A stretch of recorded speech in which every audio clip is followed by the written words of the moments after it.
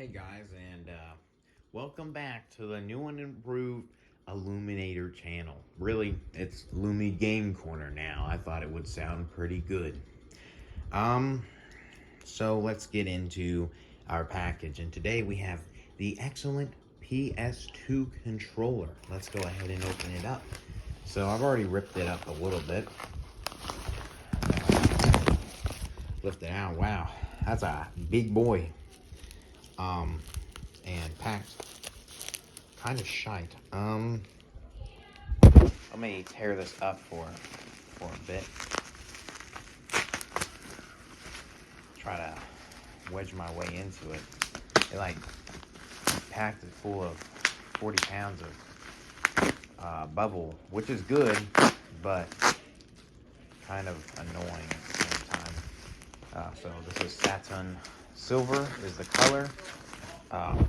Here's what the unboxing progress is going like. And we're sliding it out, and wow, this looks pretty good. Okay, this looks good. Oh yeah, feels good. There's only a little bit of damage on the cable. Only a little bit of damage on the cable. It needs to be cleaned a little bit. But other than that, oh, and that's unfortunate.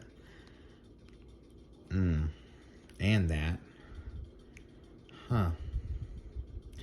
Well, it's the best one I could get, and the face looks good. That's what matters. I've had some damage like that on my GameCube controller. Not to that extent, however, but overall it looks pretty good. Except you can see that little wear. That can be dealt with, and it doesn't really matter because I just need the face to look good. And we'll go ahead and unravel our controller.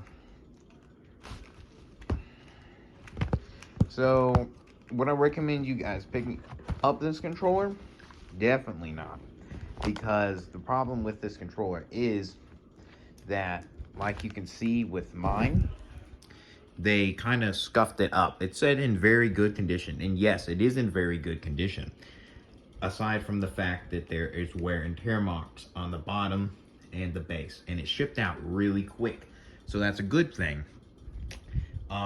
The bad thing is that that's not the best, but I finally got a satin silver to match my silver PS2, and it looks, I mean, the color kind of looks the same. Maybe I need to look at the front. Yeah, the front kind of looks the same. So let me get out of game, and I guess we'll test it working. It does need to be cleaned a little bit, and I will deal with that with some isophoric rubbing alcohol after. And maybe some of the scratches won't look too bad. Of course, it's going to have a bit of damage, but my Wavebird had a bit of damage. And I can generally remember little nicks, definitely some scraping on some things, but overall, generally the same. Good quality on the faceplate, which is really what I care for, because that's the part that you're going to really see. You're not going to see too much of this back because, well, you're going to be holding it. So, but overall, aside from that weird scuff, and I know what this is from. This is from when you have it down on, let's say, for example, this was a hardwood surface. You have it on that hardwood surface, somebody grabs it and starts pulling it around and doing all that, it's going to scratch up and it's going to peel off the paint. And these are painted. They can't, it's a common known thing. Metallic colors are not good for plastic. They mess it up. So this will break down and become very brittle. Not good if you're making a controller. So what they'll do is they'll get this silver paint, and with the silver paint, okay, on closer inspection, there is a bit of paint missing on there. That could be dirt, but kind of looks like it's a bit of paint missing, and here too. My PS2 is roughed up, so I don't really mind if my controller's roughed up either, but it's just kind of noticeable. Let's go ahead and test this out with a game and make sure it works fine though. So hold up momentarily.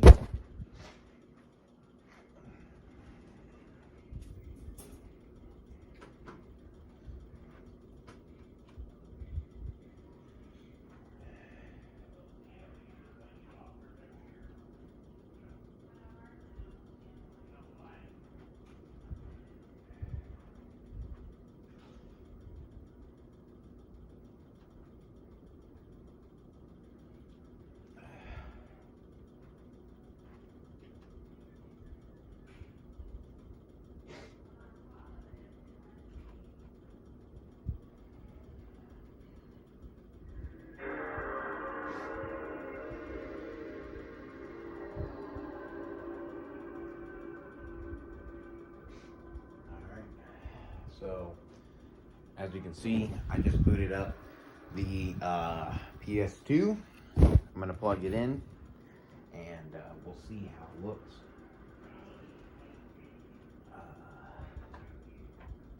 Okay. The plug, I must say, looks very good. We have our buttons working fine.